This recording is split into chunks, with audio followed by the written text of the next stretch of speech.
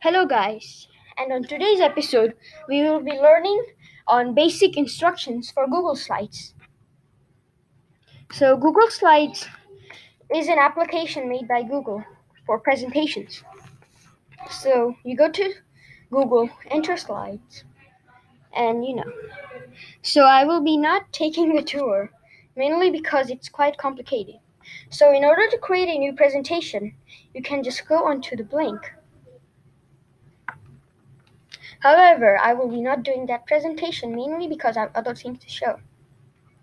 So as you guys can see that there are a lot of things on the Google Slides homepage. So these are mainly the sample slideshows made by Google. While over here is slideshows that you have made.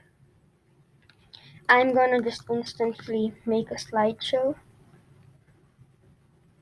I'm gonna go back. And this is my first slideshow, as you can see.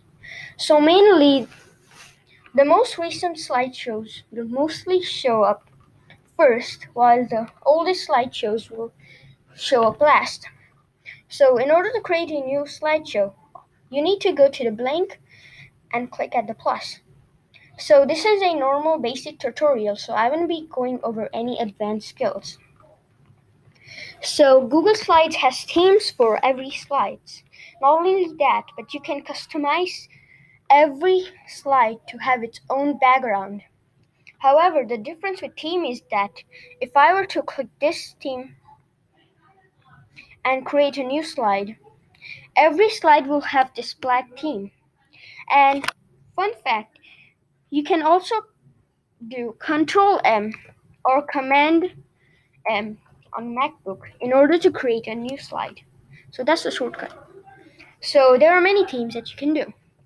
However, one notable exception is that many themes often change the text box area. As you can see that this theme has a text box in the right, while this theme has its text box in the center. So that's it. So you can click onto it in order to add title. So I'm going to do slides. And not only that, you can also highlight it or, copy it. However, there's also another shortcut. You can just do Control C.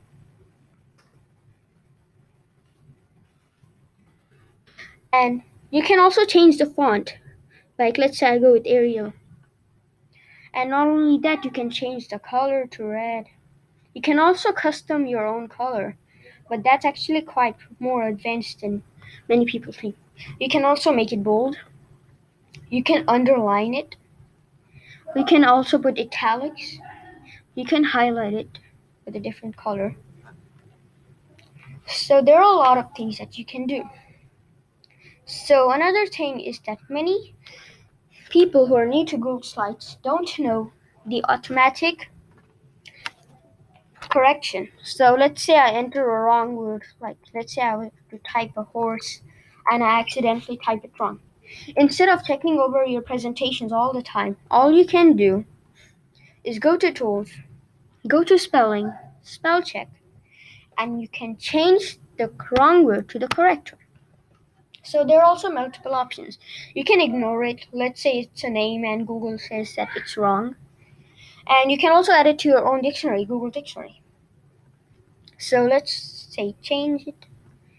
And another thing that many basic tutorials do have is often changing the background. So you can change the background all the time you want. So let's say I search for paper. So all you have to do is search paper, insert the image while clicking on it, and insert. So there are many times that it won't, enter. Mainly because if the picture is too large or small. So, like this example. So I'm quickly gonna choose the new background picture. So you can upload it from your computer, you can take a picture from your camera, by URL, photos, Google Drive, etc. So I'm gonna go to Google search image, paper, insert.